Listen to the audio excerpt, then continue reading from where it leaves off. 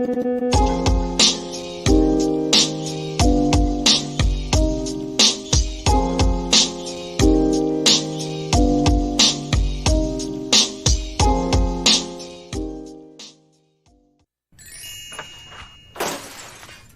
of a biscuit-eating bulldog. What the French, Did Toast? you think I wouldn't find out about your little doo-doo head cootie queen? Who are you calling a cootie queen, you lint liquor? Pickle you, kumquat! You're overreacting. No, Bill, overreacting was when I put your convertible into a wood chipper. Stinky McStink face!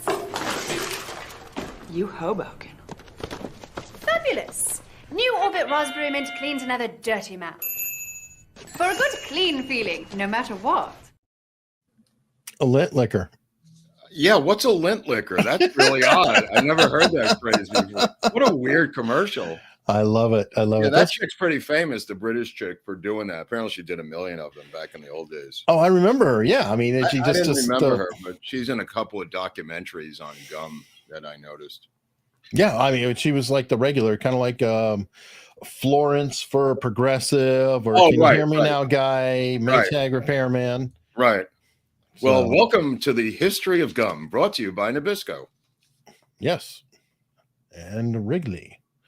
All right, Wrigley. let's get our names. There we go. We are officially here now. We're here with our names and our Twitter handles. I forgot to have them up. Mm-hmm. And today's subject is we passed 40,000 subs. Oh, yeah, that's the subject. Somebody should notice that, I think. And we get to 50 is really when we get into the game, like I was telling you the other day, I think. Well, Michael Ellis let us know. Michael Ellis loves it. So he's on the big board, Ellis, with the 1951 birth date, I guess, for himself or something, probably. Could be. I'm not sure. 1951, but yeah, 40 something. I mean, but at this pace, Hunley, we'll be dead and buried before we get to our goal. So, I mean, but you're saying that it picks up, it gets momentum. That's your theory. It can. Or it could go in reverse. You're or saying it could just flatline, which it often does in the spring.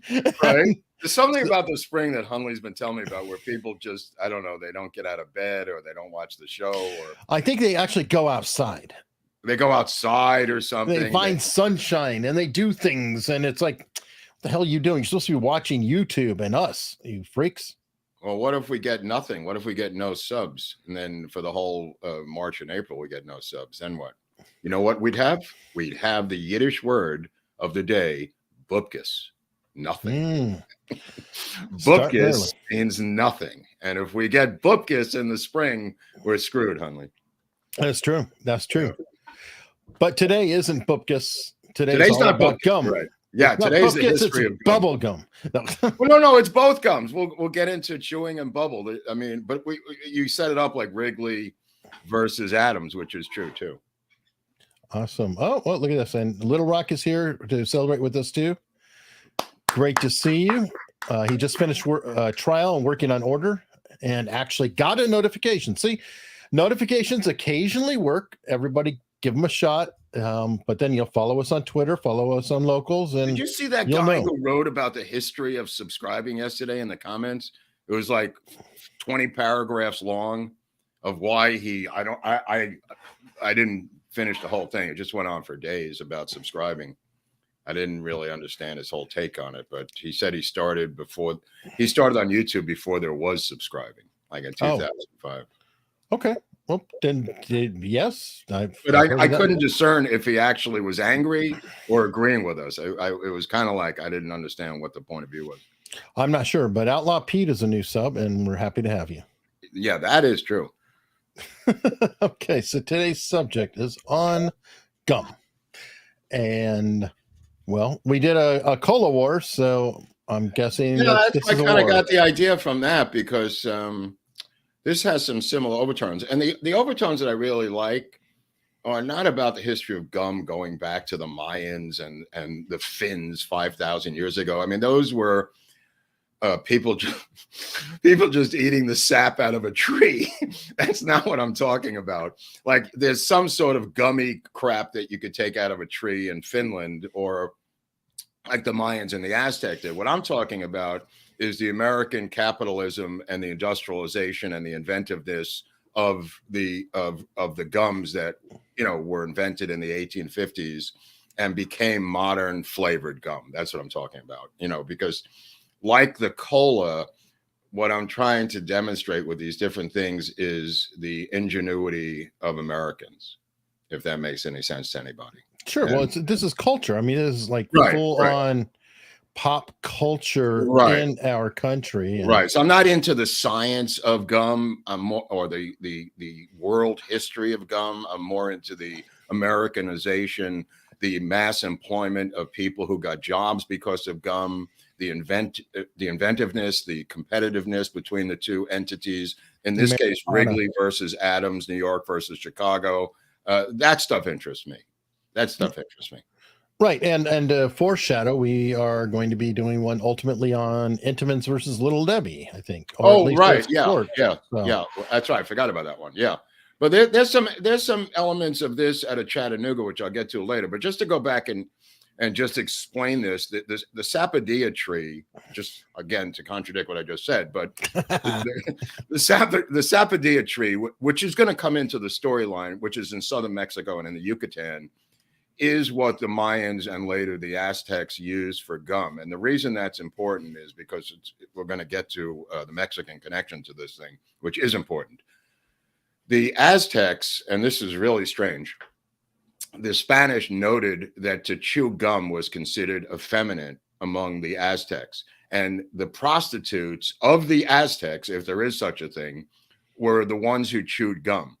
So there is a class structure to gum that goes all the way through even our own history of gum being this low class thing that people are not supposed to do. And this goes back to the Aztecs, Eric, where they perceived gum chewing women. If it was a gum chewing man, he was considered to be gay. And if it was a gum chewing woman, it was considered so uncouth as to consider her to be a hooker. Wow. Well, I never liked it. I wanted to start the show. That's why I wanted to start the show, because nobody, you can't make this up, and nobody knows this shit, including me. But now I found out about it.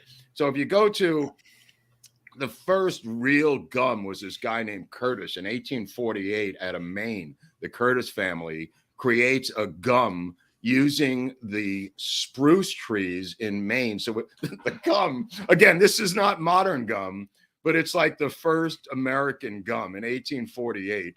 And it goes and tastes like spruce until 1869, when the dentist named Dr. William Semple gets a trademark on his gum. This is the first patented gum in the United States. It's at a Mount Vernon, Ohio. Originally, I thought it was Mount Vernon, New York, but it turns out there's a Mount Vernon, Ohio, to give Ohio the credit, because as Ohio goes, so goes the nation, and Ohio's gone red. So we want to give some shout outs to Ohio, one of our favorite states in the union.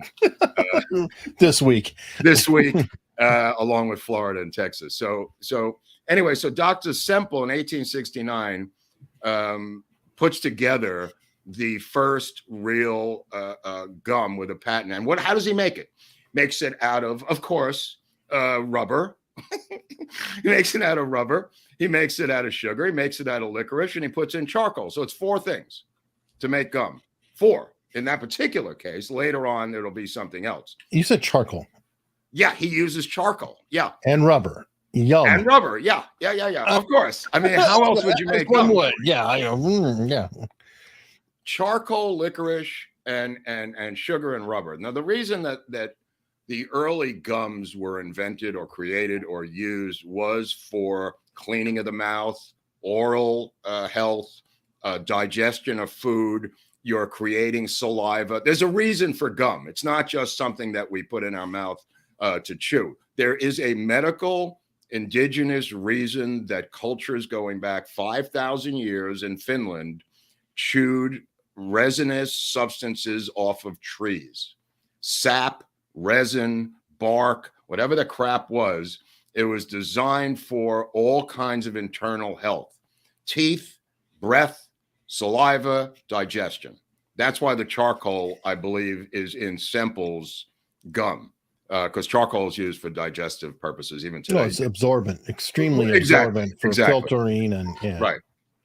So we cut to in this story, we're going to cut to a guy named, to get to the modern version of what we're talking about, we're going to cut to a guy named Thomas Adams. And Thomas Adams, he may or may not be a descendant of the Massachusetts Adams. There's some debate over it. There is, even to this day. I've seen it both ways. This is the New York Adams. Kind of looks like them. Yeah, he's got the right style. Right. He looks like a John Adams, or if you want, a Paul Giamatti, which I recommend as a miniseries on HBO if you can ever Phenomenal. find it. Oh, you did see it. Yeah, it's great. That was Paul Giamatti. I don't know. I just thought about that. Oh, yeah. Right. Okay, because that was great. Okay, so dig. So this guy, Thomas Adams, is one of these American inventors, industrialists, and capitalists. And he futzes around with different things. And he meets a guy in Staten Island, New York. Now, this is like, I want to say the 1860s, right? Okay. Early 70s, 1865, right after the war. So who is on Staten Island? Okay. There's a guy on Staten Island who he meets who's a Mexican, right? So this Mexican guy has access to chicle. Now, what is chicle? Chicle is the gum, the resin that comes off this tree that I was telling you about, the sapodilla tree out of the Yucatan in southern Mexico. Now, the reason this chicle substance, which is there, you know how we get like molasses out of a tree in Maine? You know what I mean? Like you drill it, or maple syrup. Yeah. Okay, so the maple syrup of Mexico is this chicle crap, right? Which is a gummy, rubbery type substance. Now, why does Adams want to do this? Adams is looking for an alternative to rubber. Rubber, because of Goodyear, has now gone berserk in terms of sales because of cars and tires, Eric. So the rubber market in South America, in Central America, is being cornered by us and the military and people who are doing our bidding to get access to the countries that have rubber. We're taking down rubber trees. We're making deals with rubber countries. We're bribing officials to get rubber. Rubber is skyrocketing in price. Rubber is controlled by Goodyear, and everybody needs rubber for tires because that's a new industry. Okay. Sure. So this cat, Adams, says, what if I can come up with another substance, Eric, that can be used to make rubber? I mean, that's a dumb question. Is this chicle leading to chiclets? It's a dumb question. We'll get there a lot later. Okay. So thank you very much. We'll get you asked me, so I'm telling you. The chicle is a gummy substance that he Adams buys with his own money, tons and tons of this shit. And he brings it to New York. And he goes into his laboratory, him and his son, Thomas Adams Jr. or Thomas Adams III. I'm not really sure what his moniker was, but also named Thomas Adams. He goes into his laboratory, which I think is in Staten Island, and he begins to cook the chicle over and over and over again. But it's too loosey-goosey, Eric, if that's a scientific term. It doesn't harden into rubber like a rubber tire. It only gets so hard, and he's lost his mind because he spent his fortune buying all the chicle he could possibly get on the open market. Now, who helps him?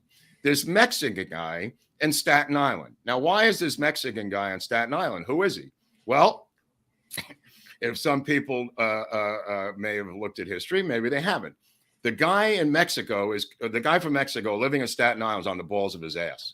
And he is trying to get money so he can get back to Mexico. Now, who is he? Right? He's a guy named Santa Anna. Now, who is Santa Anna? That's right, Hunley. This is a guy who beat us at the Alamo, right? This is a 6-time president of Mexico living in a house in Staten Island on the balls of his ass, who hooks up with Thomas Adams and says, like El Chapo of chicle, I can get you chicle out of Mexico, which he does. But his motivation is to make money so he can go back and have a coup d'etat and take over Mexico once again for apparently a 7th administration. because unbeknownst to me, Santa Anna was a 6-time president of Mexico. I didn't even know this, but I think he was. You could double check me on that, Hunley. But the story's not about Santa Anna. If I don't, the comments will. I'm sure there's people out there just going, Robert's crazy. I'm Googling this shit. You guys can't Google fast enough to keep up with me, you mutts. So anyway, so Santa Anna brokers the chicle deal, and Thomas Adams starts boiling and cooking the chicle. Now he's stuck with all this chicle, right? He doesn't know what to do with it. So his son and him mix a little bit of licorice into it and come up with these strips. Aha, you say, aha. And they come up with these strips and he chews it. This is not the first thing he puts in there. He puts in all kinds of crazy crap. He puts in the spruce like the other guy did, because there is gum on the market. There is gum. There is that stuff, it's called State of Maine, the one I told you about, the spruce gum out of Maine. There is that. There is gum. But there is no national flavorable gum. This gum that exists lasts like 5 seconds and crumbles in your mouth. It's not like gum as we know it. So what they're trying to do is come up with something simply because they've got tons of chicle, right? So they add in everything. And one day the kid comes in, the son, who's in his 20s, comes in and he's put licorice in the gum, into this chicle. And it hardens into these strips. And it's the right flavor. It's the right size. It's the right embodiment of what we now know as modern gum, Eric. And that becomes blackjack gum. That is, if you have a picture of blackjack gum, that becomes the most famous gum in the world and in America at that time.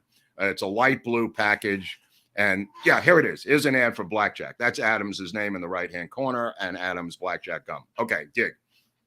So this gum now corners the New York market, and he can't go any further. He's selling gum in New York and in the Northeast, but he wants to expand like most industrialists do. Cut to Chicago, same time, a guy named Wrigley, William Wrigley, is selling soap. He comes into Chicago with about $900 to his name. His father has a soap business out of Philly. He shows up. This kid has been sleeping on the street since he was 11 years old. This kid, Wrigley, he literally sleeps on the street, and he takes a briefcase. This is him years later, obviously, when he's obviously a multimillionaire. But he comes out to Chicago where he begins to sell Wrigley soap, and he gets a team of salesmen, and they're going to sell this soap, and he's going to become the most famous guy in the world selling soap. So it turns out nobody wants the goddamn soap, right? So in the soap is what's called a premium.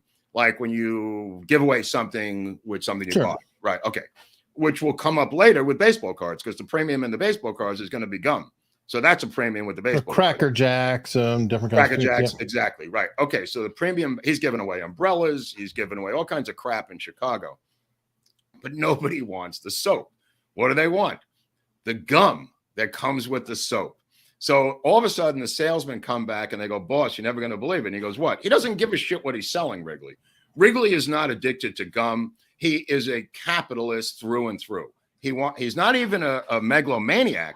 He just wants to use his name on the product to sell whatever product he's come up with. And in this case, it's gum. And he says, okay, he goes through the same process at the same time, basically, that Adams is doing this in New York, unbeknownst to each other. So he's doing the same thing. Wrigley, to his credit, begins to think about peppermint as a gum. But peppermint is 40 times more minty than any other mint out there, Eric. It's just super freaking mint. Like, it's unbearable. And look, peppermint has a lot of medicinal value. There's no doubt about it. But as a kid, he remembers by the railroad tracks in Philly when he was growing up, there was a thing called spearmint. And he would take the spearmint leaves, they would stuff them in their pockets. And when they went to bed at night, the kids would eat the spearmint. It would be like their dessert, Eric, if that makes any sense. Sure. Okay. So he begins to experiment with spearmint as a flavor. This is the genius of Wrigley. But it's not only his genius, because there's going to be a lot more genius that Wrigley comes up with. This which one is this? Wrigley's spearmint? Yeah. Okay, so he comes up with spearmint, and he now just has a gum. So what does he do with it? How do you get the gum out there? He gives the telephone book to his salesman, and he says, I want you to look up every name and address in the country and send them a package or two of Wrigley spearmint gum. And they go, what? He goes, yeah, for free. He says, because if you give it to 100 people, 30 or 60 or 10 or whatever number are going to come back and buy it. And that's what he does. He also sends it to every kid in America on their 6th birthday. So it's a sample. He's this first sample guy. That's right. This is a guy who does stuff with samples and advertising that nobody's ever done in the history of American industrialization. Okay. He takes out loans for the equivalent of millions of dollars on today's money, hundreds of thousands of dollars of loans. And what does he do? He plasters Chicago and eventually the Midwest and eventually even New York with Wrigley spearmint gum, right?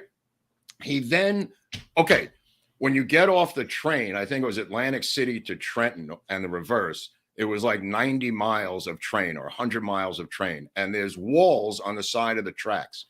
He bought up every square inch of wall for 100 miles of New Jersey train tracks and put wall to wall to wall Wrigley gum ads, billboards, essentially modern day billboards on the side of the walls alongside the tracks, which are not submerged, but they're lower down in this, train segment where there's walls on the side.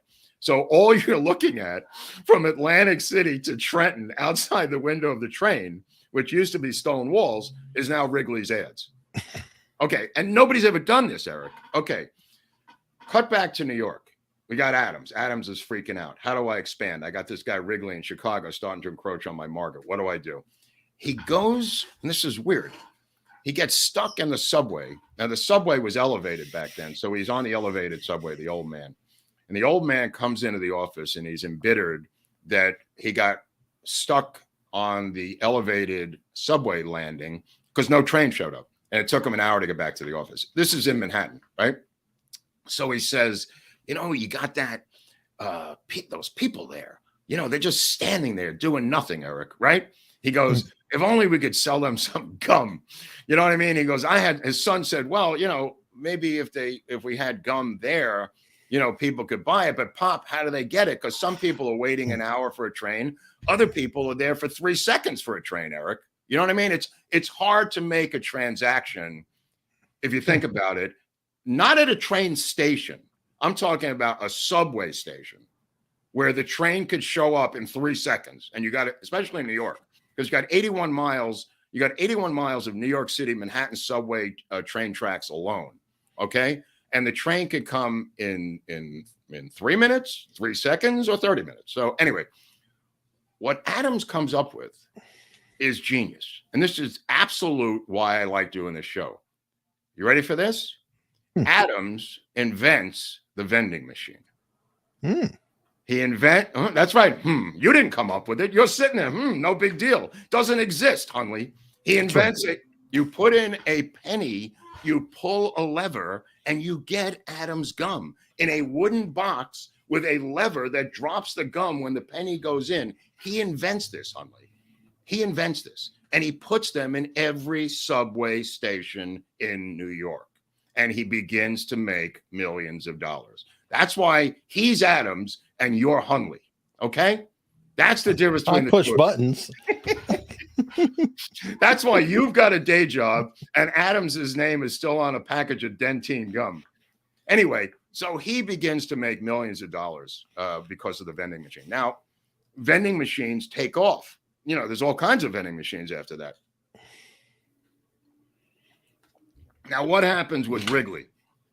Wrigley is now in Chicago, and he is a guy who only cares about promoting the name Wrigley. He now comes up with Juicy Fruit, his second gum, a second flavor for Wrigley Spearmint. He now puts out Juicy Fruit, and Juicy Fruit takes off, right? So you just go, okay, that's pretty good. I'm a little late on it, but there's the vending machine. Oh, okay. Yeah, that's a type of vending machine. Right. There's all different models. The original one was a wooden box. This one is a couple of years later. Sure. That's not the original one. The original one was wood, but that's pretty close, Hunley. Yeah. Okay. So now, I mean, why do you chew gum? You chew gum for a lot of different reasons. One is to relieve the pressure if you're a pilot. Right. There's all different reasons to chew gum. But gum itself begins to take off. And there's different like little brands, there's different kinds of brands.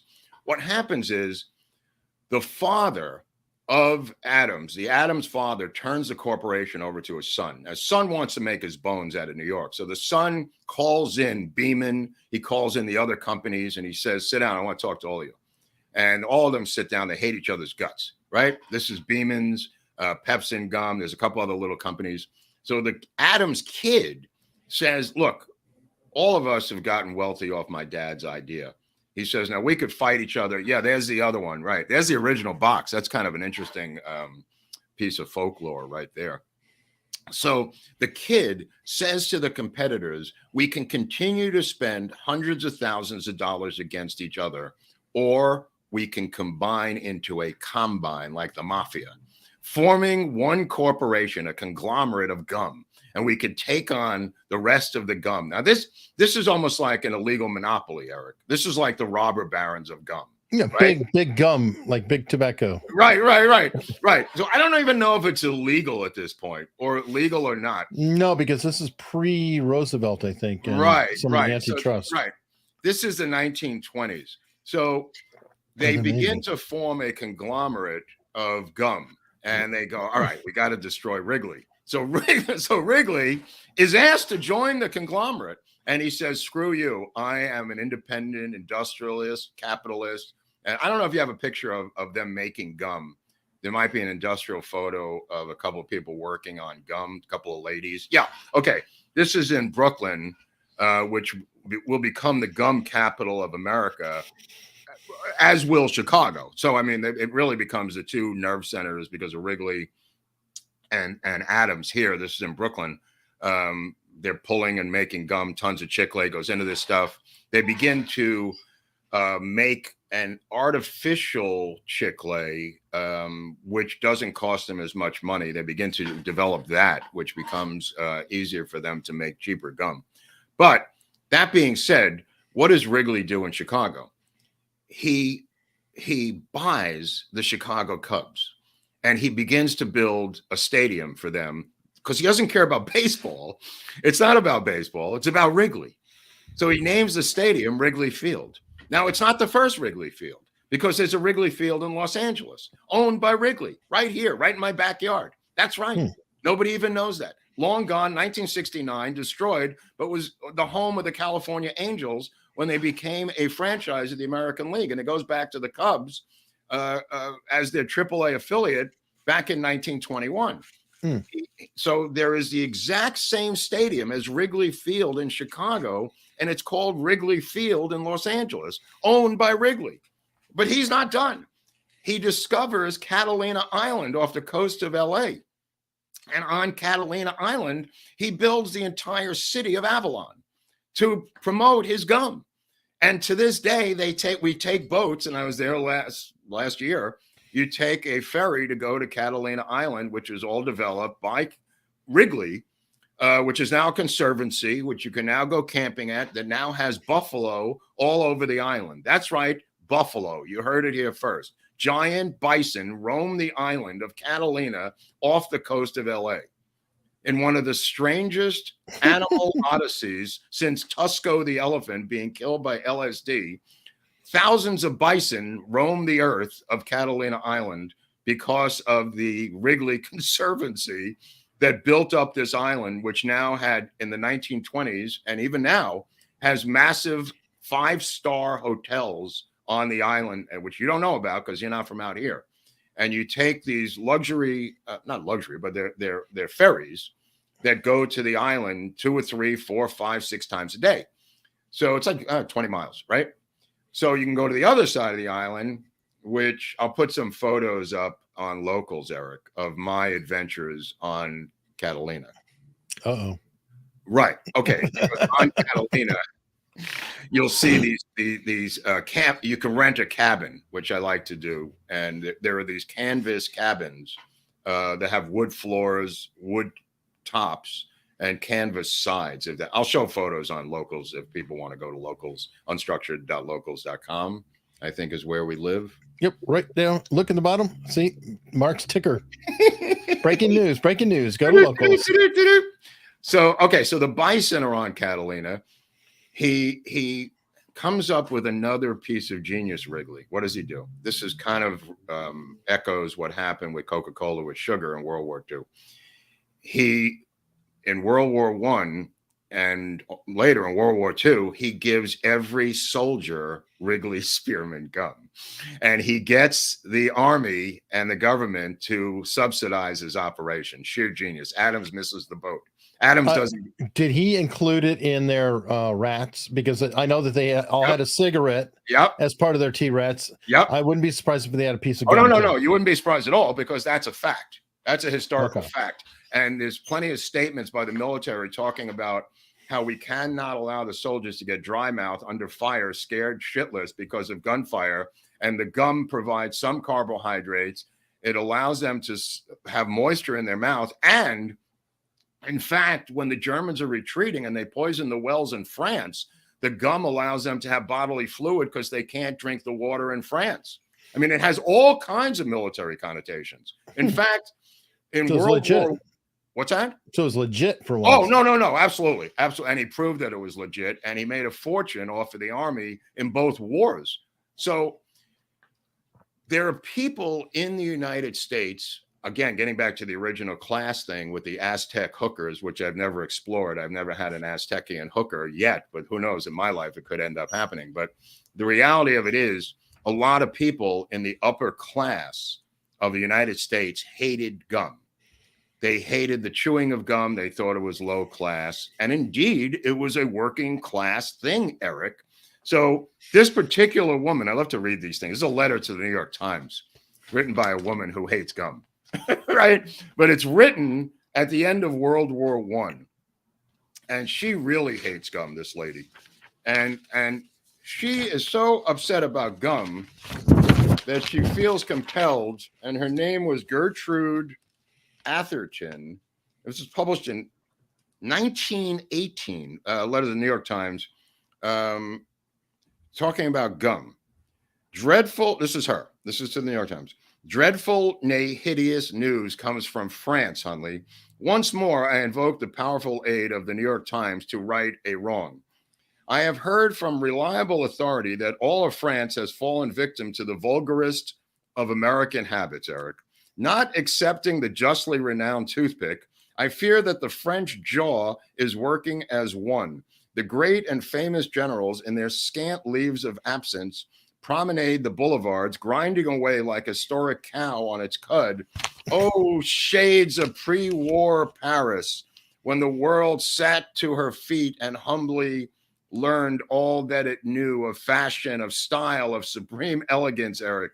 It had been my fond hope that the contact of our boys with the politest nation in the world would send them home vastly improved in manners. Now, Now, on the contrary, the French, in their spontaneous enthusiasm, Eric, for all things American, were prepared to sit at our feet to imitate us.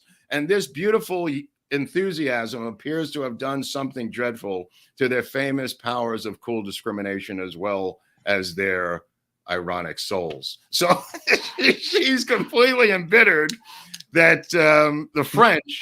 Would you like some grape flavored gum to go with her Purple Prose? Well, look, I mean, she also, I think she worked for another periodical at the time. So I don't know. But what I'm trying to say is there was a class divide among gum chewers. Mm-hmm. And this goes all the way back. That's why I mentioned the Aztec thing at the beginning. But this doesn't stop Wrigley because it's such a big company that Wrigley wants to hit everybody with the gum, and so does Adams. So Adams, to fight back, Adams comes up with something because he's getting his ass handed to him by Wrigley because of Wrigley's massive advertising campaign. And what he comes up with, and I'll give you an example of what this is a chiclet, to answer your question from earlier in the show. All right. And this chiclet is so delicious completely new. Because what is a chiclet, Eric? The chiclet is a hardened candy, and you break through the shell. What's underneath the shell? Gum, right? But it's combining. I don't know if you have a picture of any chiclets yet. No, no. No, God forbid. But the reality of it, He gives a dumb question that it didn't pull up a picture. Right. The reality of it is he makes candy combined with gum and uses the name of the company, the American Chicle Company, into chiclets, to answer your original question. Okay. And that's where chiclet comes from. So he uses the American Chicle, which is the combined company, and this takes off. In fact, and some people in New York will remember this, in the subway, you could put in a nickel and handfuls of chiclets in no package would come out onto your hand, unpackaged. In other words, you turn the dial, you put in a nickel. There it is. There's your chiclets. There it is. I knew you'd come up with it, honey. So it's a precursor to a bubblegum machine. It's a precursor to the bubblegum machine, and it allows you to get a handful of chiclets right out of the machine. Right. Later on, there'll be balls of bubblegum, which is not invented yet. So bubblegum doesn't exist yet. Keep in mind, bubblegum is yet to gumballs. Sorry. Yeah. I was trying to get the right, but yeah, it's a gumball machine. Okay. So we covered the war part, right? And this is really interesting because the Army has a rule in there. You mentioned the K rations, Eric. The Army has a rule that the shelf life of whatever goes into the K ration or C ration is 3 years. It's got to survive for 3 years. Unfortunately, the gum only has a shelf life of 12 months of Wrigley gum. So they don't know what to do. There's a company called Ford Gum. They had a spokesperson. I think they were out of Michigan or upstate New York. I'm not really sure. But the original spokesperson for Ford Gum was a guy named Ronald Reagan back in the day. Yeah, it's kind of interesting. Yeah, like in the 40s. But Reagan will later go on to bigger and better things. But yeah, the Wrigley gum, even in 1996, it becomes biodegradable. Like that becomes an issue. Like, what do you do with your gum? And the gum itself becomes an issue because they have guys running around Chicago, and New York had this, with high pressurized water hoses. I don't know if anybody's ever seen this, cleaning the gum off of the nation's sidewalks. You know what I mean? Gum is everywhere. It's on the people's shoes. It's everywhere. It's just becoming a national problem of gum. Okay, so I was in Sid's Luncheonette on Plum First Street in Brooklyn one time with all my friends, and you would take your gum out of your mouth and you'd put it underneath the counter, the same way people did in school, like you'd put it under the desk. So somebody, I think it was my friend, said, "Look underneath there." And I looked underneath there. The counter was like 55 feet long, and there was decades of gum. It was horrified. I couldn't unsee it, Eric. It was like the Great Gum Reef. Yeah, it was a reef of gum going like 60 feet long underneath the counter of dead gum, of all different kinds, probably going back to the 1940s. But nobody hated gum more than Leon Trotsky, which is where I wanted to tell you when I wanted to go with this, because the gum becomes part of the Cold War. And that's one of the interests I have in gum, is the fact that the gum, this is from the 1950s. This is during the Korean War. There was a company that issued Children's Crusade Against Communism trading cards. Those are 3 individual trading cards against communism during the Korean War. And in there was gum. So as a premium, you got gum with that. But there was a guy living in the Bronx named Leon Bronstein. And Leon Bronstein hated gum. Boy, did he hate gum. He saw these people coming home on the subway chewing gum, and it drove him crazy because he felt that these people chewing the gum were mindless American citizens who came home from the factory, and there was a conspiracy to have them chew gum so they wouldn't think out loud and they wouldn't be able to think for themselves. Now, this Bronstein character in 1917 leaves the Bronx because he's got to go back to Russia because of the Bolshevik Revolution, and he changes his name from Leon Bronstein to Leon Trotsky. And Trotsky, yeah, that's where I was going with this. And Trotsky hates gum because he saw working class Americans chewing gum in 1916, 1917, before he returns back to the Soviet Union, which will be the Soviet Union. So he vows to end gum as we know it. Okay, so I'm just going to read you a little bit. He wrote an essay about gum. I'm just going to read you a couple of lines. Okay, so the Trotsky gum phenomenon, which is really amazing. He just so you know, it irked Trotsky so much that he wrote a 1934 essay entitled "If America Should Go Communist." God forbid, but that's what he wrote in 1934, right? So he says that he prompted him in his essay to respond to capitalist witch hunter, anti-communism rhetoric, blah, blah, blah. And he wrote, should America go communist, it will discover that communism, far from being an intolerable bureaucratic tyranny and individual regimentation, will be the means of greater liberty and shared abundance, Eric. But then at the very end of the essay, he writes, in the third year of the Soviet rule in America, you will no longer be allowed to chew gum. He writes that in the essay at the very end, just so you think. Okay, so he thinks it is a degenerate act. Okay, this is great. This is from Trotsky. Postulated that capitalists invented gum to prevent working men from thinking. Seeing workers tired from a long day's work returning home, he commented, quote, thus it is with these people in the subway. Capitalism does not like the working man, Eric, to think and is afraid. It has therefore adopted measures. It has put up automats in each station. Now he's talking about the Adams automat, right? And has filled them with disgusting candied gum. And they grind it with this automatic chewing of their jaws, Hunley. It looks like a religious rite, like some silent prayer to God capital. So, again, this is Trotsky's hatred of American gum. And then he goes back and the Russian Revolution, Tsar Nicholas is overthrown and blah, blah, blah. So cut to 60 years later. And you've got a guy who is stumbling up the staircase of Air Force One. And he becomes mocked by Chevy Chase on Saturday Night Live, right? As this incompetent Gerald Ford. But he's not related to the Ford gum. No, not related to the Ford gum. Again, which reminded me of this quote. So the quote is, this is the actual quote, which has been misconstrued over the years. And I'm going to tell you the origin of the quote, which is why I'm doing this. He twice, just like Biden, but Ford didn't have an excuse. He tripped going up the stairs of Air Force One, right? So this guy says, quote, Jerry Ford is so dumb that he can't fart and chew gum at the same time. That's the quote. Now you say to yourself, well, we've heard that quote many times, but where did it come from, Hunley? That's the question. I'm going to say Trotsky. No. Good choice. Good choice. Lyndon Baines Johnson. Oh, close enough. Lyndon Baines Johnson is the originator of that Jerry Ford quote that, and it was supposedly can't walk and chew gum at the same time. It's not walk, it's fart, which I found. Okay, so it's shifted to walk over time. Interesting.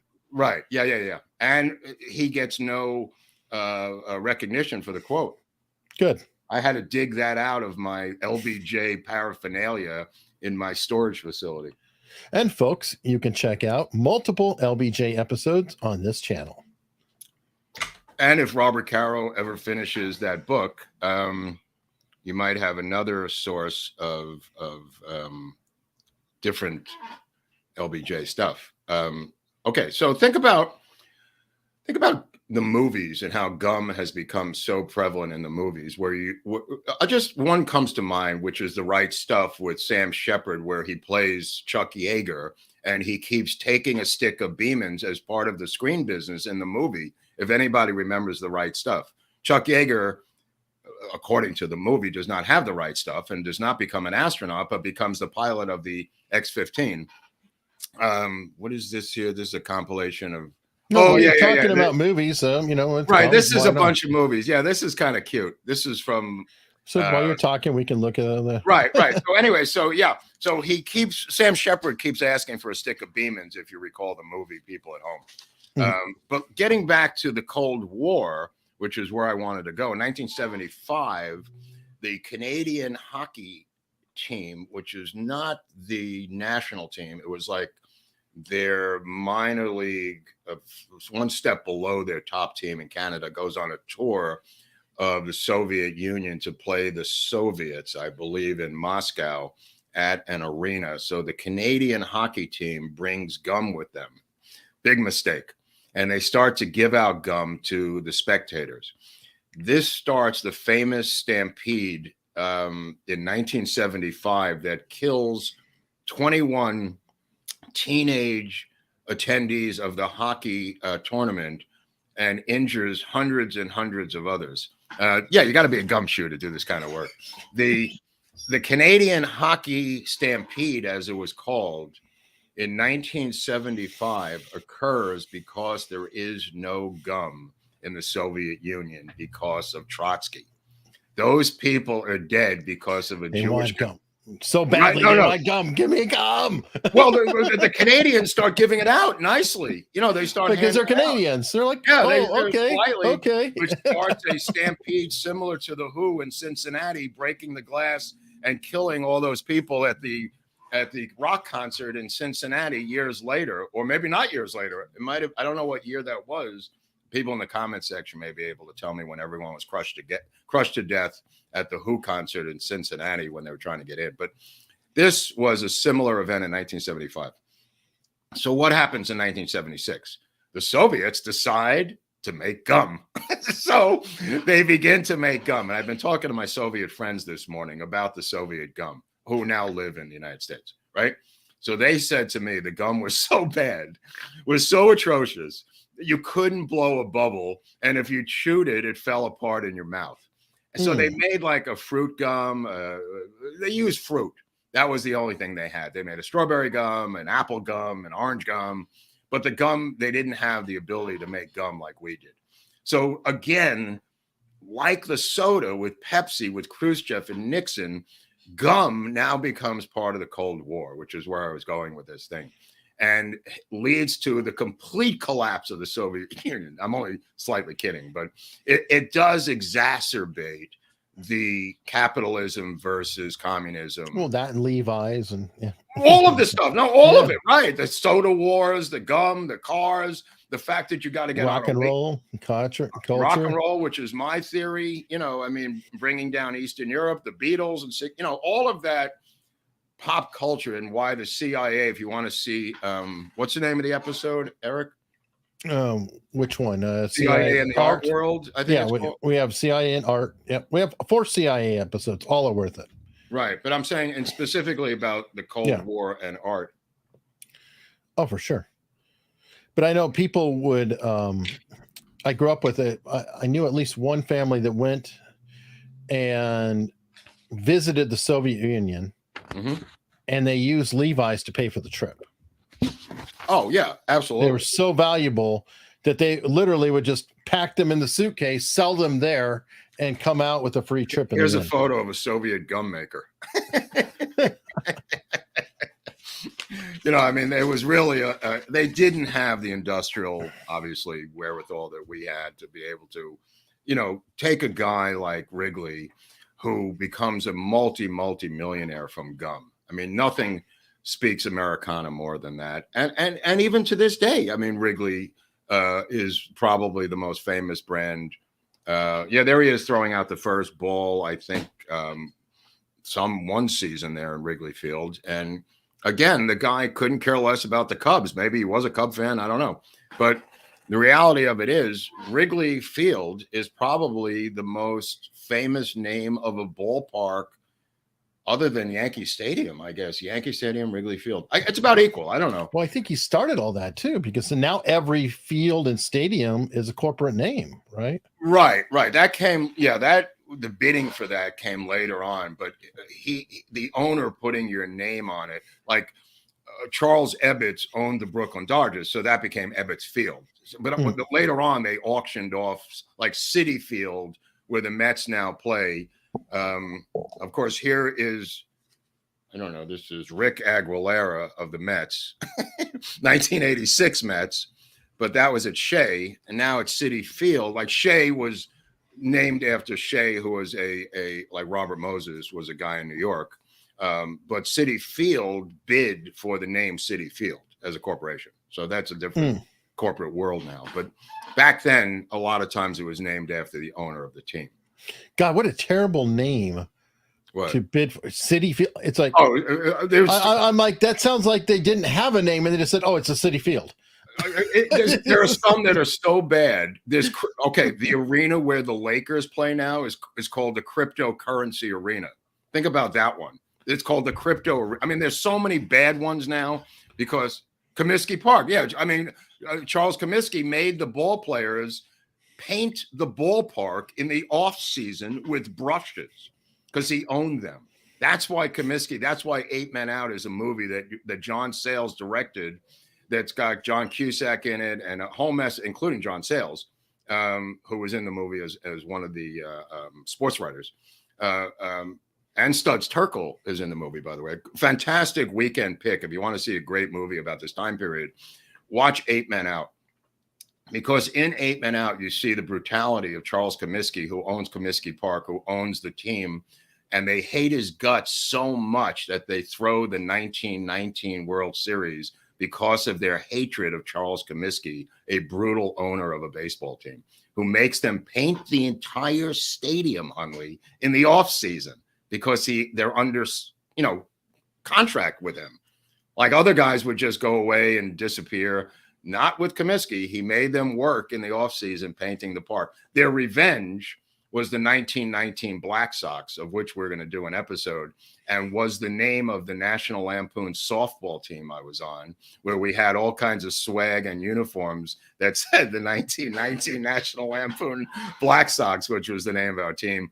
And we played the other magazines in Central Park, Cosmo and, Vogue, and we destroy them because they were not at our level of cheating and conniving that the Lampoon team was. So you weren't. I was wondering if you were the Washington Generals in style. Oh no! We dominated the earth. Okay, because they were a bunch of, pencil neck geeks who were working in the magazine business. You know what I mean? No, we dominated. Which brings us through these baseball cards I wanted to get to, which is another Met here.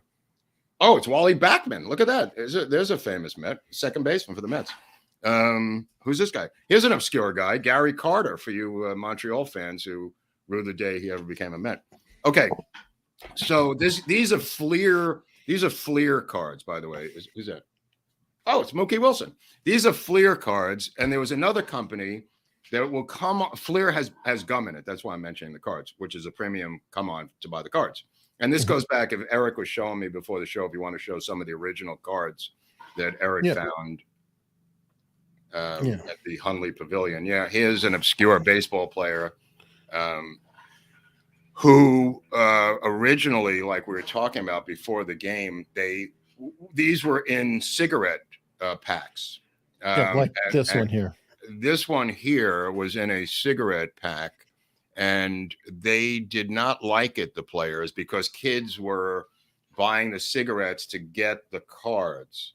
And a couple of the players protested, including one very famous one, who asked that he not have a card made in his name if it's going to be in cigarettes. And he actually sued. It was made, and he sued. I don't know if it went to the Supreme Court, but he won. It got pulled from the market, and it is the most valuable baseball card for sale today, from what I understand. Right. Now, Hunley's correct about that. And that's, of course, the famous Honus Wagner card for the Pittsburgh Pirate. Honus Wagner, one of the greatest players of all time. So anyway, so these cards have gum inside of them after they get rid of the cigarette version. The cards have gum in them, and the kids dig the gum, and that's a premium side thing, but they're really collecting the cards. Now, after World War II, there's a Russian family run by a guy named Morris Chigurinsky. Comes back, a Russian Jewish family, moves to Brooklyn. They immigrate to the United States, and they decide to make a gum company. They buy a company out of Robert Barnes's hometown of Chattanooga, Tennessee.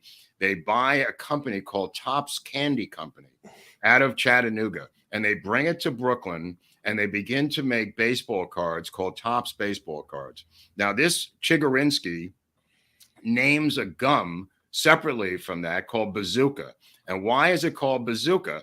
It's because they're super patriotic, and they name it after one of the top weapons from World War II. This is 1947. So the Bazooka gum has Bazooka Joe, who has an eye patch, not unlike a certain congressman who's been in the news this past week, who was recently kicked off the Department of Homeland Security chairman of the committee that he wanted to chair, this eye patch McCain character that Barnes loves so much, that we'll discuss on Friday when Barnes shows up after a brief illness, fighting back to take over the United States, as Barnes is. So we'll discuss eye patch McCain, but this is eye patch Joe Bazooka, Bazooka Joe. So on the right is this guy. Now you say, well, where does this come from? This is the storylines that are inside the bubble gum created by the Chigurinsky family, and the packaging is red, white, and blue, Eric. The packaging of the gum itself is patriotic. It's called Bazooka because of the weapon that we used in World War II to defeat the Nazis, the bazooka, which I wish I had one right now. That would be a great thing to have, but I don't have a bazooka. So the weapon itself becomes the name of the character, and people begin to collect all 1,500 of these tiny things that wrap the gum. And that's bubble gum, and that's from the Topps card company. Now, that company starts to make baseball cards in 1947, 1952 in there.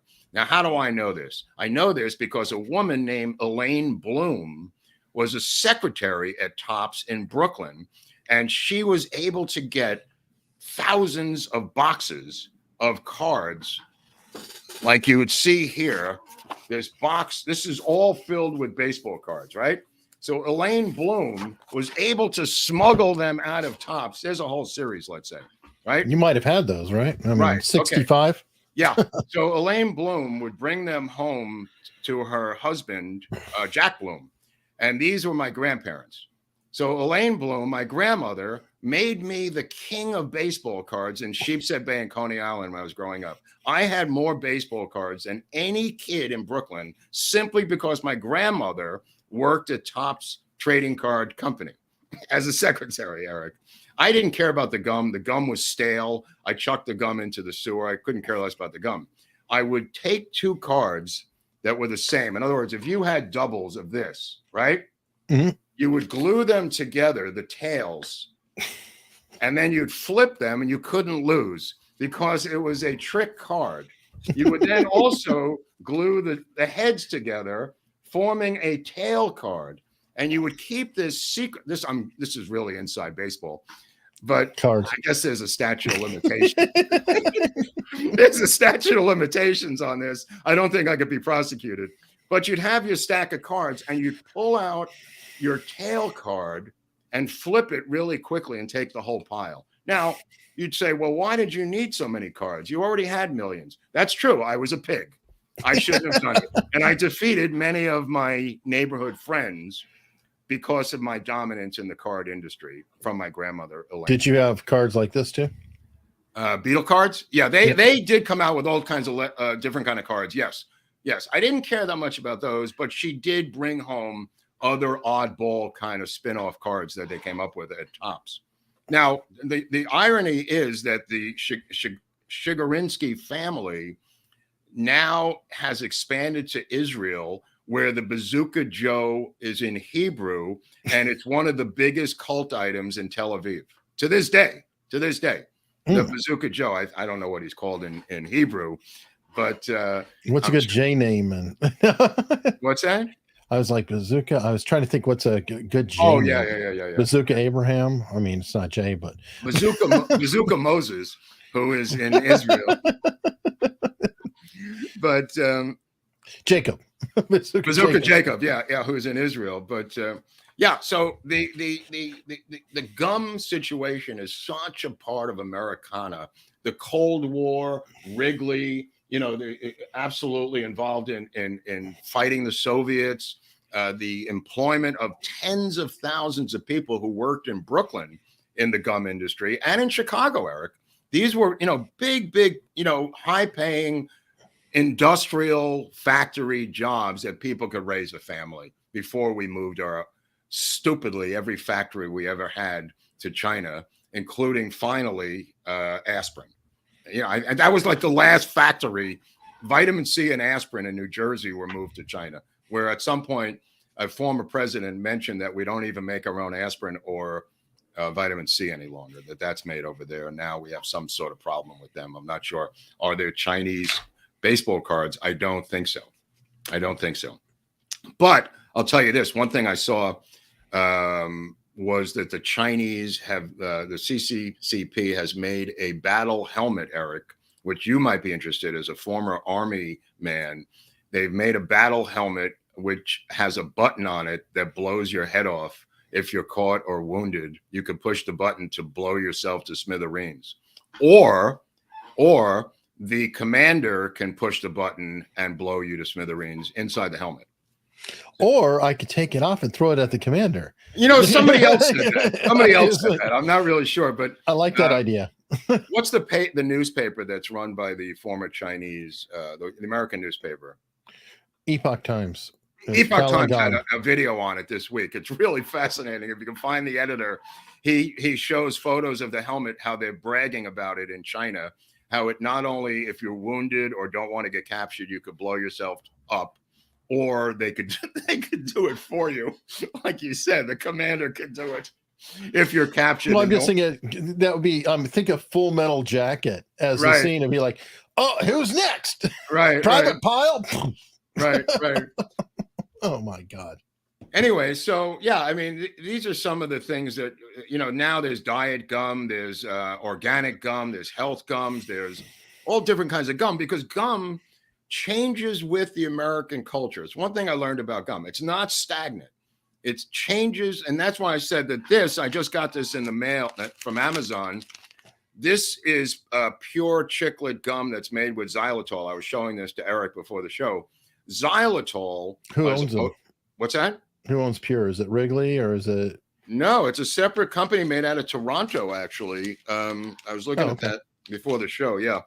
And on the back, it says kick aspartame because it's kind of funny. Their war is with aspartame. But all the studies, the double-blind studies that I looked at this week, say that the incredible health benefits of xylitol gum are off the charts. And I'm talking about digestion, recovery from colon surgery, health problems with your mouth. Everything comes. Sorbitol is pretty good. Aspartame, not good at all. Obviously, sugar, completely detrimental, right? But xylitol is the top of the health curve in terms of gum. So if you're going to chew gum, folks, make sure it's xylitol gum. In terms of, these are like chiclet type gums, but the health properties are amazing. They really are, and I recommend that everybody look into it in terms of digestion and oral health, breath, fighting cavities. Everything comes from xylitol gum. Can be defeated. Yeah, it looks like Juicy Fruit has it now. They do. I think they all have a xylitol gum, right? Yeah, or it's a component. I'm component sure of it. Yeah. I mean, sugar gums are really verboten, but there's a reason that going full circle, that the Finnish 5,000 years ago would be chewing something, why the Aztecs were chewing something, and why the Mayans were chewing something, and the Greeks and the Romans. There's a reason for it. And there's a reason why we're still chewing it to this day. Well, in South America, they were chewing some leaves, but we won't go into that. Right. That's a separate thing. That's a separate chewing phenomenon. But I mean, just think about Santa Anna, what happened to him on Staten Island. That's not an episode we're going to cover because that's a Mexican untold story. But I was surprised to learn that Santa Anna, the 6-time president, was living on the balls of his ass trying to invent gum in Staten Island. So, now that we're in a drug war with them, I mean, it's kind of interesting. It's come full circle. Wow. It is And you pretty thought there was no story to gum, Eric. No, I know better by now.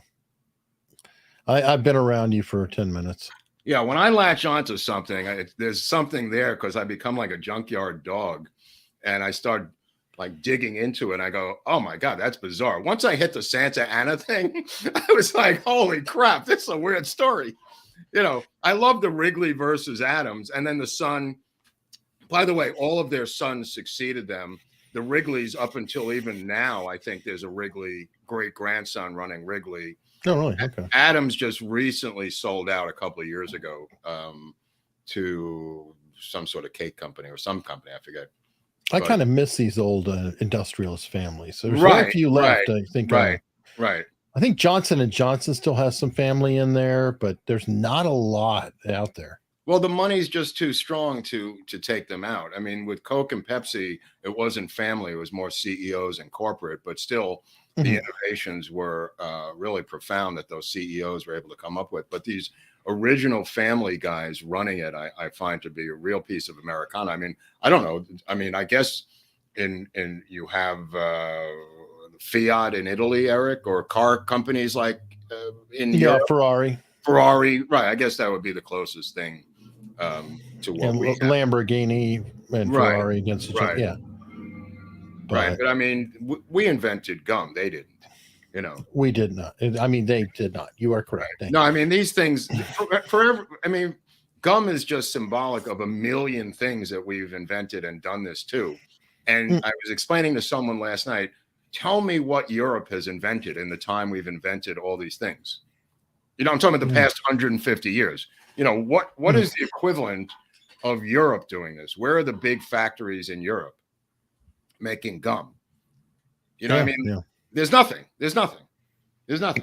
No, big on chocolate, but not on gum that I know. Okay, yeah, chocolate, I guess. I don't know what else they could mass produce. Cheese, I guess, the French. Wine. Right, but every culture. Sure, I know. I'm talking about weird shit. Weird crap. Yeah. Well, give Germany time. I mean, if we look, we'll find weird stuff in Germany. Oh no, I'm sure I'm gonna rule them out. The people in the comment section. But by the way, I know there's a lot of engineers who watch this show, and I specifically stayed away from the chemical engineering of gum, which is an entire planet by itself that I don't want to embarrass myself. But I'm sure there's plenty of engineers who are going to be in the comment section telling us, and I welcome it, the difference between chewing gum, bubble gum, all the different gums, the synthetic chicle, synthetic versus chicle, rubber versus all these different things that are in there. There was a show I was watching last night on how to make bubble gum at home, which I'm going to attempt to do with a friend next week. Somebody said that to me too, that Scientific American sells these kits to buy the stuff. And There was a guy doing it, a guy called the Viking on YouTube, some guy covered in tattoos. Better be xylitol though. Yeah, he was using whatchamacallit, what's that, he was using corn syrup. No, he didn't care about that. Yeah, the Viking didn't care. He was using corn syrup and other powdered sugar. Well, I mean, come on, Vikings eat what is it, ludenfisk? Yeah, what is that? Ludenfisk is the fish that they put lye on because the Vikings kept raiding them, and they were like, they're stealing our food, so let's poison the food. And the Vikings were like, oh, this is good. Yeah, I like that the Vikings came back to Italy every single year, and they would rape and pillage, and they'd say, look, we'll give you everything we have, just don't come back. And they said, okay, thank you. And then they come back the year later, do it again, until out of desperation, they finally converted the Vikings to Christianity, which ended the reign of terror of the Vikings, pillaging and raping and killing of Italians. It was Christianity itself. They finally had to sell them on that bill of goods. So one of the reasons religion is important. Yeah, it works. Yeah, it works. It was the only thing that worked. They came back every year despite their promises, and they just said, "We're Vikings. We lie. We kill. We pillage. What do you want from us?" So you're saying essentially they were doing the scorpion and the frog every year. Scorpion and the frog was what they called it back then. The Viking and the Italian. All right. Well, speaking of input, we have a $5 Rumble rant from Seymour SR. I like this guy. I think he lives in North Dakota somewhere out in the Maybe. yeah. But he said, I knew there were going to be some wicked curveballs. And I think that Curveballs came of- in yeah around the curveball. Santa Ana time. Yeah, Santa Ana, all of a sudden, a plot twist. Then Trotsky comes into the story. You didn't think Trotsky was coming in, did you, Hanley? Yep, and good point about the curveball with the Wrigley. So well played all around. Well played, my friend. Well played. Let's see, I'm going to pick out another random Met. Oh, how about this guy? Roger McDowell, who ends up in the Seinfeld episode of hawking the double loogie parody of the JFK assassination episode at Shea Stadium. Folks, this is where you get entertainment watching Eric's eyes glaze over going, okay, yeah, whatever, weirdo. Yeah, you don't. Yeah, but there's people at home who know what I'm talking about, Hanley. Despite your my lack of culture, yes. It's not a lack of culture. Not everything interests you. I mean, it doesn't interest you that Keith Hernandez was busted in the cocaine scandal of MLB, and he was chain smoking cigarettes in the dugout. Oh wow!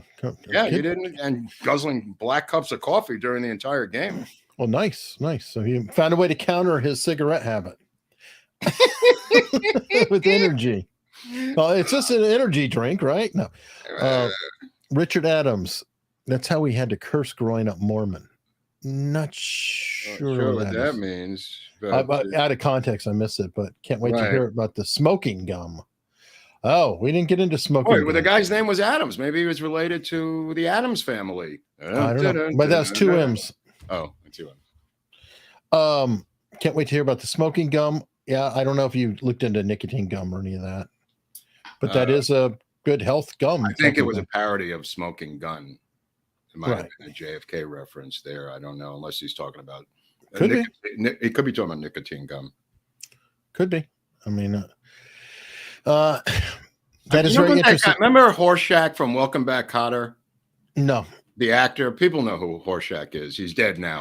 But I was doing a movie. I'm doing a movie with him, and I said, "How you feeling, Horseshack?" And he had this crazy voice. He was, sitcom actor, and he had 3 nicotine patches on him. Was chewing nicotine gum and chain smoking when we were getting our hair and makeup done for the movie The Cottonwood. And I just remember that tribute to Horseshack for people who remember him.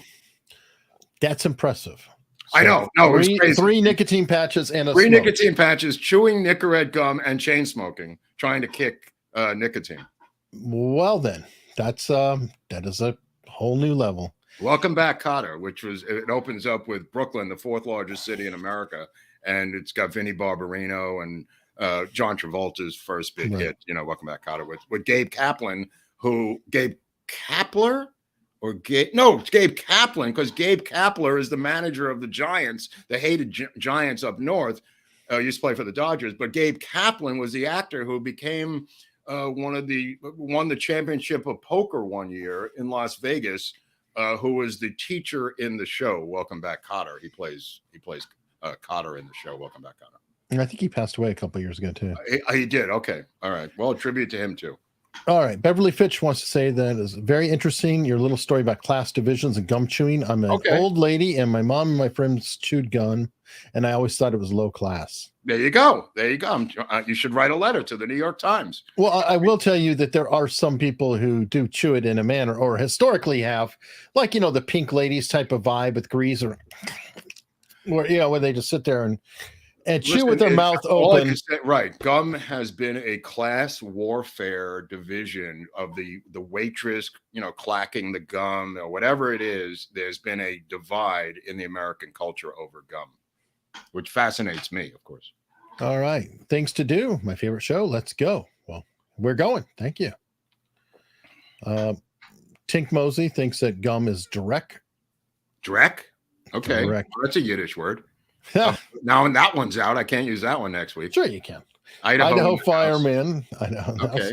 $1.99. Somebody brought the Willy Wonka gum scene when Veruca Salt turns into a blueberry.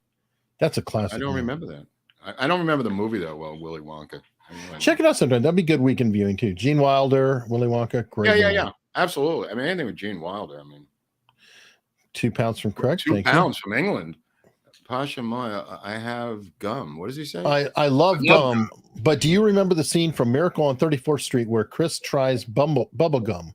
That has happened to me. Also, try not to give away the Yiddish word of the day too early because now I've got bupkis. Well, should I wait till the end, or what's the deal? Well, he's been kind of the one who's cueing us with the right, because I super chat forget. down That's there. why I was trying to get it out early, because I lose it in the translation. It gets lost in translation. But now, does that mean you're going to be here every show, Pasha, to make sure we're on track? Well, maybe we shouldn't do it until he shows up. That way, it's a reminder. Guess. But then, but what if he doesn't show up that day? Then we'll have the Yiddish word of the. I'll forget to do it. I'll forget to do it. I don't know. We're gonna have to work this out. Yeah. Crazy. Okay, what about Ivan Rusty Staub, the Ivanovich. Grand Orange from Montreal, who rode around the entire season in a custom-made van, game to game, living in his van for the Mets, former Expo, La Grande Orange. This is for Viva, from Montreal. All right. Crazy Ivanovich one. What? Ignore if it's already been said. Tom Cruise, red light, green light. I don't know. Oh, is that from? Is it Top Gun? Or maybe, no. From Risky Business, I think maybe. Could be. I don't know. Maybe it's Top Gun. I don't really know. Michael, great show. The bit about inventing vending machines I've never heard. See that? Yeah, you go. There's a price of admission for $10. All right. Well, Dr. Winston Uba guy wants to know if you're drinking coffee out of a soup bowl. New to the show, huh? Welcome aboard. First time visitor, huh? I've been drinking out of that cup for a year and a half. Thanks for coming by. Tell him what he's won, Bob. Becky G, I agree with Michelle Eve in chat. What does this one say? I agree with Michelle Eve in chat. She just said, extremely interesting subject for real. Thanks, guys. Well, thank you, Becky. Thank you, Becky. Cherokee Girl. Less than one piece of gum with xylitol will kill a large dog. Very dangerous if you have pets, not just in candy. That's true. I mean, you know, people need to know. I don't have a dog, but I don't have a dog in that hunt either. So. And Christine Anderson knows the woman who changed the formula to Wrigley Spearmint. It actually was a success about 12 years ago. Well, the formula's been changed over the years. So, I mean, it's not even Coca-Cola, as we pointed out in the Coke Pepsi war, they changed the formula. Remember, Eric? Well, yeah, that was seen as not a good one. That was seen as, that new Coke was considered sacrilegious. But they also got rid of sugar, remember, because they started to realize that that's what that Cuban guy came up with, who I think was Deep State. I think he was in there to destroy Coke. I think there was some sort of a plot going on with that guy who was the CEO of Coke. Could be. I mean, Cuban intelligence is the best in the world at a time. I have no idea how to say this. It looks like testaha. Xylitol is a Finnish invention. Sugar made from birch. It doesn't affect teeth. Finally got super chat right. Well, thank you. Okay. I don't know. Affect teeth in a negative way, or because I'm guessing, it cleans the teeth. Well, sugar rots teeth. Right. I mean, that's what I was trying to explain in an American, in Finnish Untold Stories, our sister channel. They covered this a couple months ago. I hope so. The Finnish Untold Stories. Cross stuff, $5. Thank you very much. Low IQ Media. Quit being paranoid. Subscribe. Get these guys to 50K. Thank you. I think people are paranoid. You know, a couple of people mentioned that in the chat, that they don't want to be followed by whoever's following us and destroying us or whatever they're doing to us. They don't want to be involved, and they're scared to death of the deep state. So I think people believe if they follow us, they're going to be on a list, which may or may not be true. I don't even know. Yeah, I don't know. You know what? Get some courage. Come on. If Pasha can follow us, anybody can. Grow some balls out there. And Pasha's saying he will do his best to be here. Always. Okay. All right. Well, sometimes I see him. He's on Viva or on the Ran. I mean, this guy's, he goes around to different channels. I don't know where he is half the time, Pasha. I don't know. Maybe he doesn't know where he is. Some of our followers also follow these other shows. Oh, for sure. Yeah. Some of these came from those other shows. Oh, they can't. Okay. So on Friday, we're going to have Barnes on this show, I presume, unless. Yes. He's already announced it too on Sunday. Oh, okay. Fortunately. Right. So, right. Yes, I got the commitment last week. He announced it on Sunday. No, but he was sick. He he said he had food poisoning or some cold. I mean, I got sick a couple of times, you know, and I may get sick again. Who knows? You know, there's so much crap going around the country that's non-COVID, just cold crap. You know what I mean? I mean, yeah, we've rediscovered them. You mean what?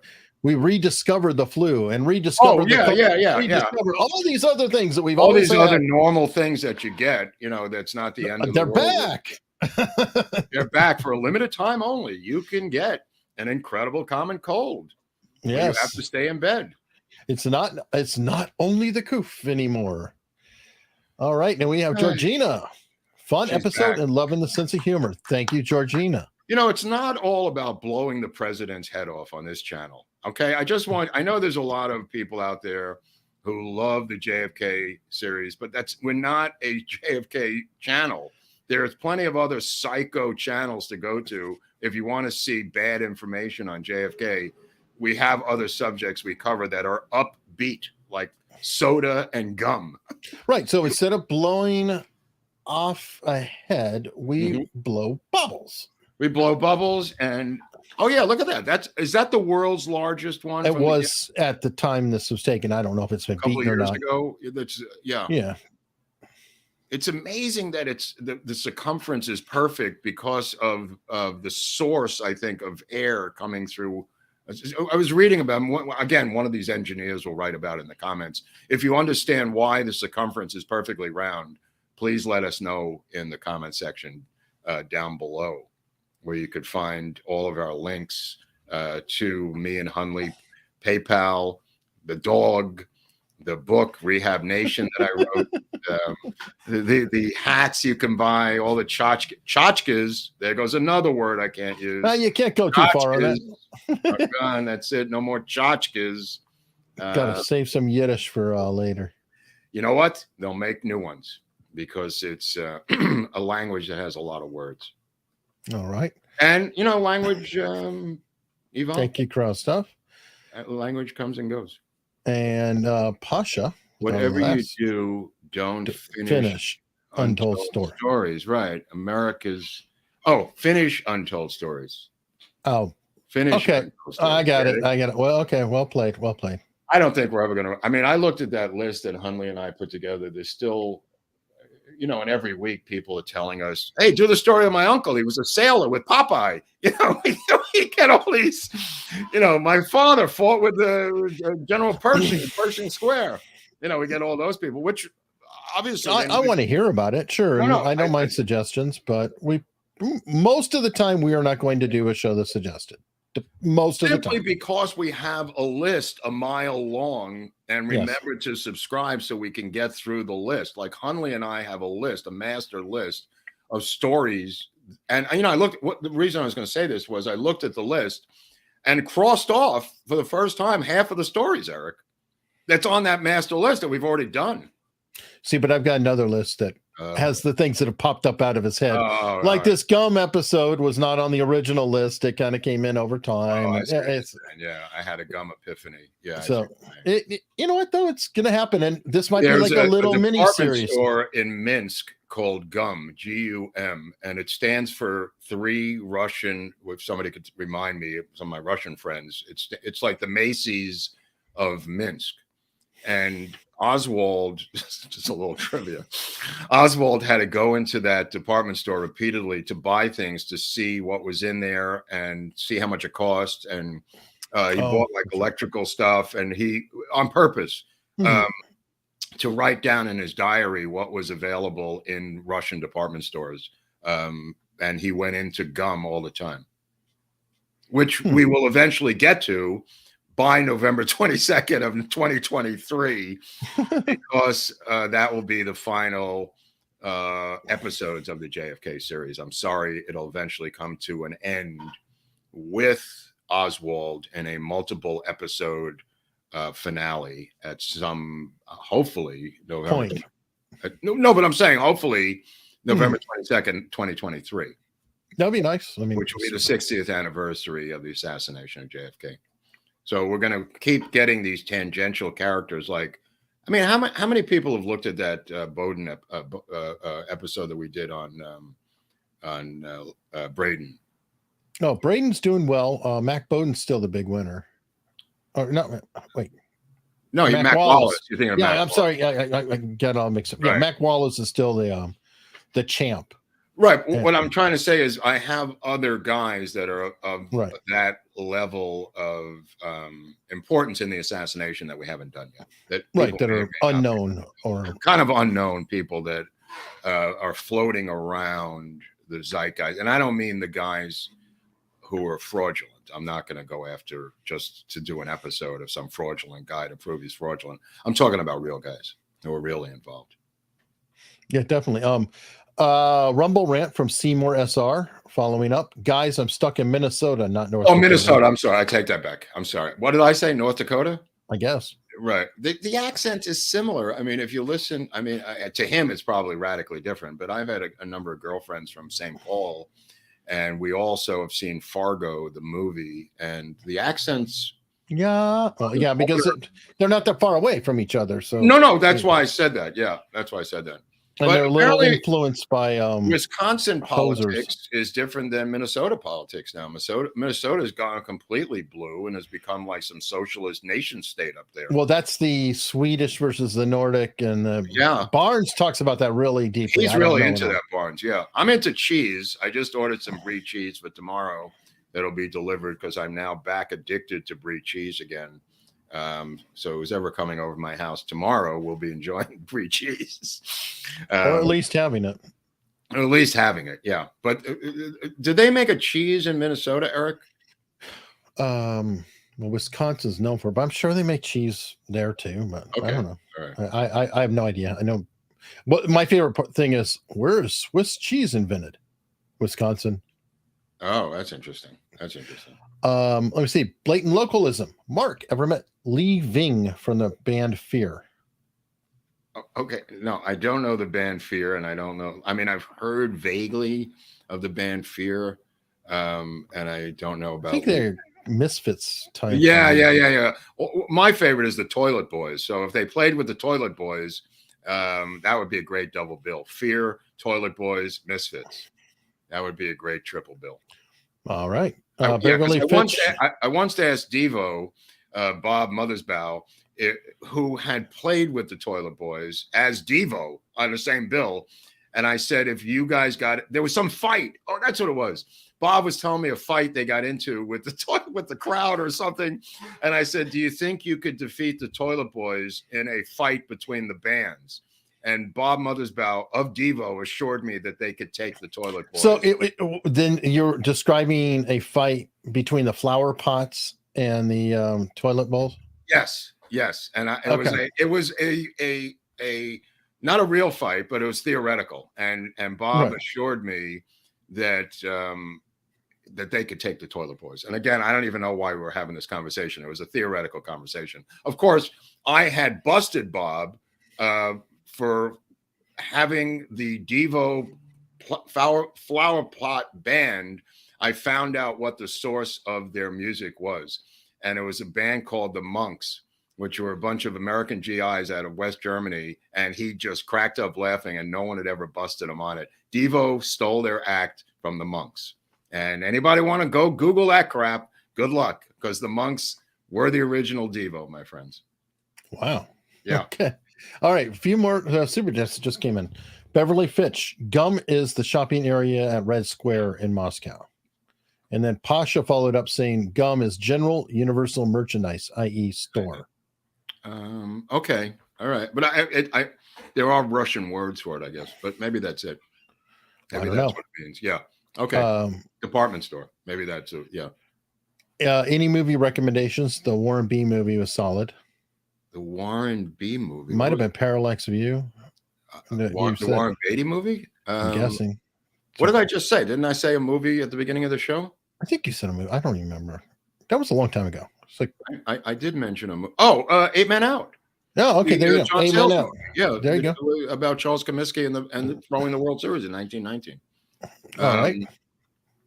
That's an interesting one. And for my friends in certain regions of the country, there is a film by the Polish brothers called Twin Falls, Idaho. I'm recommending for my 1999 film It's really avant-garde. It's really weird. It's about two guys who are Siamese twins. I'll just leave it at that. Twin Falls, Idaho, 1999 by the Polish brothers. Okay. Becky G, this is for the Oswald the Puppy's Doggy Gum Fund. Well, that'll kill him right away. He'll be finished off by Hunley if we give him the xylitol gum. Nope. Cool Cat Fishy. Love you guys. Keep it up. Thank you. And we'll be keeping it up on Friday with Free Form Friday. What are we with the Barnes? With the Barnes, anything could happen on Friday, right? There's no rules, there's no structure, there's no topics. We could shoot gum, we could dress in. Barnes is wearing like a leather jacket the other day. See that? Yeah, I don't know. He might even still be in Tennessee on Friday. I'm not sure. He could be in Pennsylvania. Remind me of Chattanooga with the Topps Baseball Company, because if he doesn't see the episode, I want to bring it up that Topps came from Chattanooga. Sounds good. So everybody, check us out on Locals. Mark's going to upload a couple things if he gets a chance. Oh, yeah, right. Yeah, stuff from Catalina. Yeah, really interesting with the bison. Until then. This gum's pretty good. I got to tell you. Check it out. Pure gum, xylitol, Amazon. Delicious. And Free Fun Friday on Friday. Right.